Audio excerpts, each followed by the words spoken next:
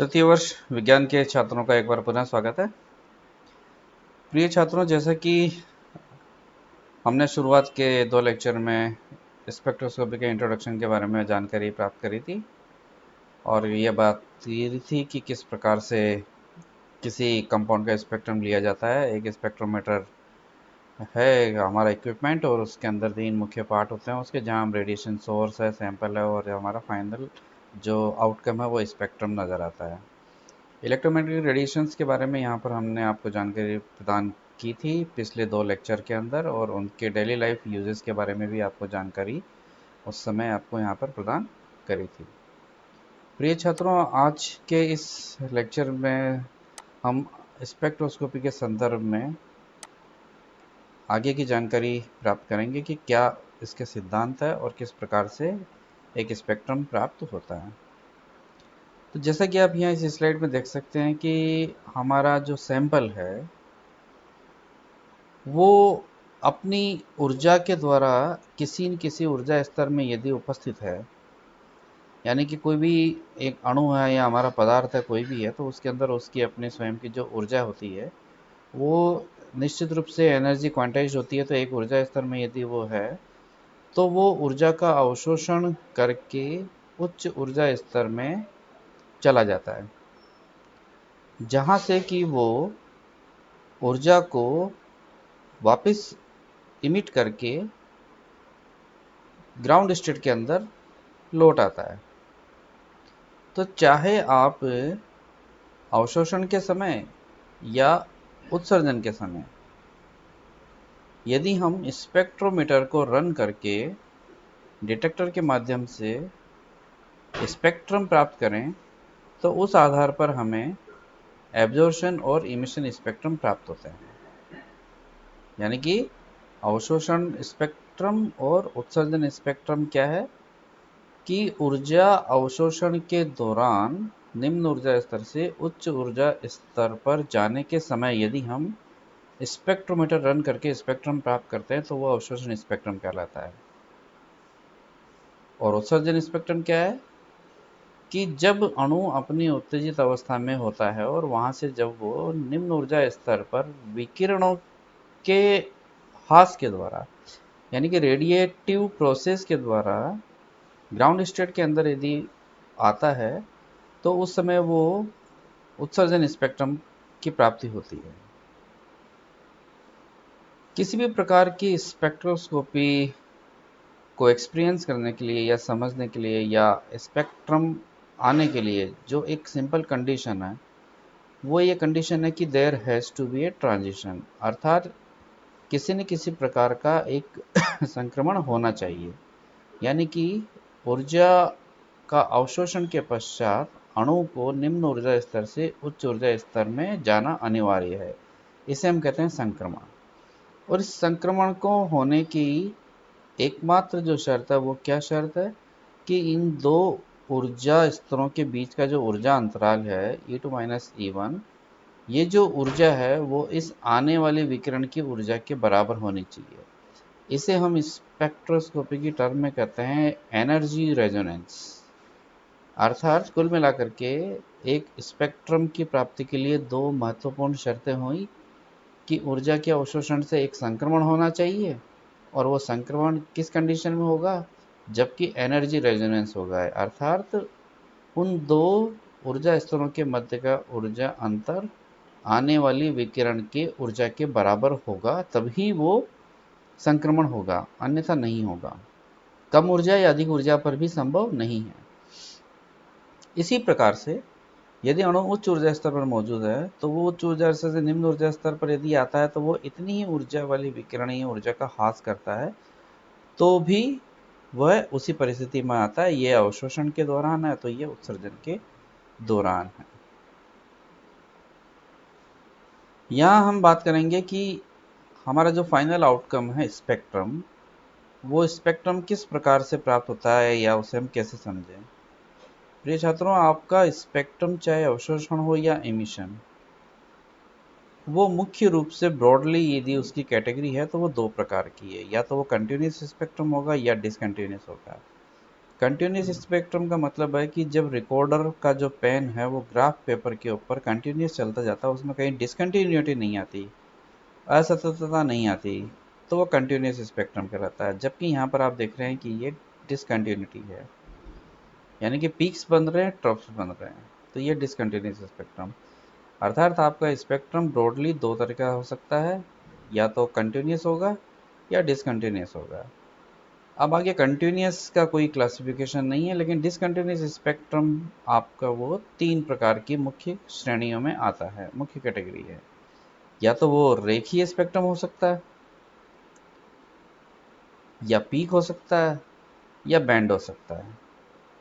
जैसे जैसा ऊर्जा विकिरण काम आती है, वैसे वैसे स्पेक्ट्रम का जो प्रकार है वो परिवर्तित होता है।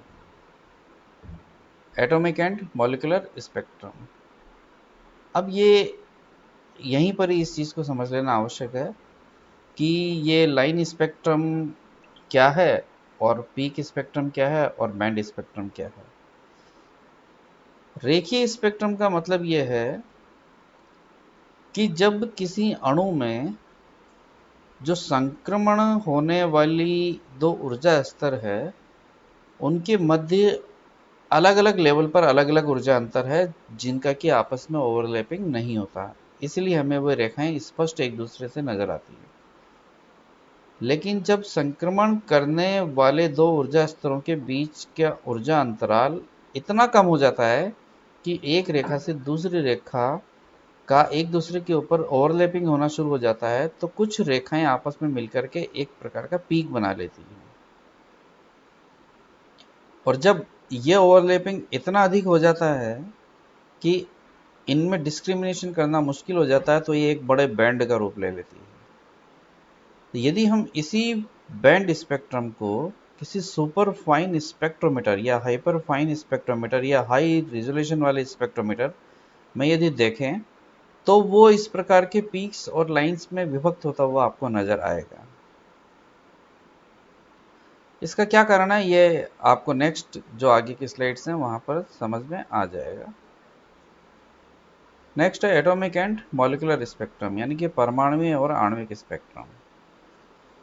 यहाँ एक महत्वपूर्ण चीज है कि जो परमाणुवीय स्पेक्ट्रम होते हैं वो हमेशा ही रेखीय स्पेक्ट्रम होते हैं। उसका एकमात्र कारण यह है क्योंकि परमाणुवीय स्पेक्ट्रम का मतलब यह है कि एक परमाणु के द्वारा दिए जाने वाला स्पेक्ट्रम, जब वो किसी दूसरे परमाणु से एसोसिएटेड ही नहीं है या बॉन्डेड ही नहीं है, तो उसमें रोटेशन और वाइब्रेशन यानी कि घूर्णन और कंपन की संभावनाएं नहीं रहती। तो उसमें मात्र उपस्थित जो इलेक्ट्रॉन है, वो इलेक्ट्रॉन ही केवल एक ऊर्जा स्तर से दूसरे ऊर्जा स्तर पर जाते हैं। जैसा कि 12th से हम पढ़ते चले आए हैं कि हाइड्रोजन परमाणु में एकमात्र इलेक्ट्रॉन होते हुए भी वो इतनी प्रकार की रेखाओं की श्रेणियां देता है। यानी कि जब उच्च ऊर्जा स्तर n बराबर 2, 3 या उससे ऊपर से जब भी इलेक्ट्रॉन पहले ऊर्जा स्तर में आता है तो उसे लाइमन श्रेणी, दूसरे में आता है तो बामर, और इस प्रकार से हम पार्शियन ब्रैकेट फोंडोन हफरी सीरीज के हम नाम जानते हैं। तो इसका कारण यह है कि ये दो इलेक्ट्रॉन यदि ग्राउंड स्टेट में था, उस इलेक्ट्रॉन ने जब एनर्जी एब्जॉर्व करी, तो उस एनर्जी एब्जॉर्प्शन के पश्चात उससे 2, 3, 4, 5, 6 किसी भी लेवल में जाने की प्रोबेबिलिटी है। तो वहां से जब वो यदि नंबर एक लेवल में यदि वापस आता है, तो लाइमन ने इन्हें लाइमन सीरीज का नाम दिया। अब ये प्रोबेबिलिटीज यानी कि जो पॉसिबिलिटीज है वो है इतनी, तो आपको इसलिए इतनी सारी लाइंस नजर आएंगी। अब ये लाइंस ही क्यों, पिक्स क्यों नहीं, उसका एकमात्र कारण ये है कि आप यहाँ देख सकते हो कि 2 से 1 का जो अंतर है वो 3 से 1 के अंतर से काफी कम है। इसी प्रकार से 4 से 1 का जो अंतर है वो 3 से 1 के अंतर से बहुत अधिक है। तो आपको यहाँ पर ऊर्जा अंतराल बिल्कुल स्पष्ट नजर आ रहा है।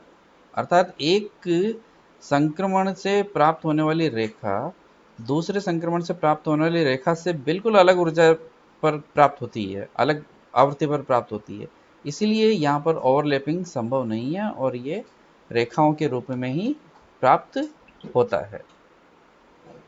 इसके विपरीत यदि हम आणविक स्पेक्ट्रम की बात करें, तो जो आणविक स्पेक्ट्रम है, अब उसके अंदर परमाणु उपस्थित है एक से अधिक, चाहे आप द्विपरमाणुक अणु की बात कर लें या और अधिक परमाणु वाले किसी अणु की बात कर लें। तो यदि हम HCl की बात करें तो वो एक द्विपरमाणुक अणु है। तो अब वहां पर हाइड्रोजन और क्लोरीन दोनों जो परमाणु हैं वो एक दूसरे से एक बंध के माध्यम से संबंध है।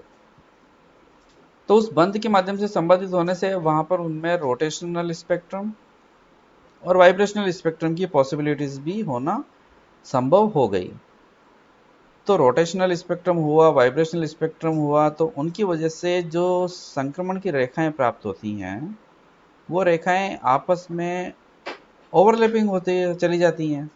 तो उस आधार पर जो स्पेक्ट्रम है वो डिपेंड करेगा कि यदि प्योर रोटेशन के केस है तो सिर्फ लाइंस प्राप्त होंगी, प्योर वाइब्रेशन का यदि केस है तो सिर्फ आपको पीक नजर आएंगे, और यदि हम इलेक्ट्रॉनिक ट्रांजिशन की बात करेंगे तो वहां हमें बैंड स्पेक्ट्रम नजर आएंगे, यानी कि बैंड नजर आएंगे।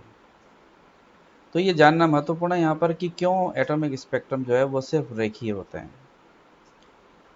यहाँ हमने लिख रखा है कि मॉलिक्यूलर स्पेक्ट्रम में है आइदर लाइंस, पीक्स और band depending on which type of EMR is in use, यानी कि कौन से प्रकार की विद्युत चुंबकीय विकिरण आप काम में ले रहे हो। जैसे कि हम आगे की स्लाइड्स में, आगे के लेक्चर में हम देखेंगे कि यदि हम माइक्रोवेव रेडिएशन काम में लेते हैं तो वहाँ पर रोटेशनल ट्रांजिशन होते हैं तो रोटेशनल स्पेक्ट्रम मिलेगा, और यदि हम IR की रेडिएशन काम में लेते हैं तो वहाँ पर आपको वाइब्रेशनल स्पेक्ट्रम मिलेंगे, वाइब्रेशनल चेंजेस होंगे। इसी प्रकार से यदि हम UV विजिबल की लाइट लेंगे तो वहाँ पर रोटेशनल के साथ साथ वाइब्रेशनल होते हैं, और वाइब्रेशनल के साथ साथ इलेक्ट्रॉन ट्रांजिशन भी होते हैं। नेक्स्ट लेक्चर में हम मॉलिक्यूलर स्पेक्ट्रोस्कोपी का जो बेसिक फंडामेंटल है उसके बारे में जानकारी प्राप्त करेंगे। Thank you.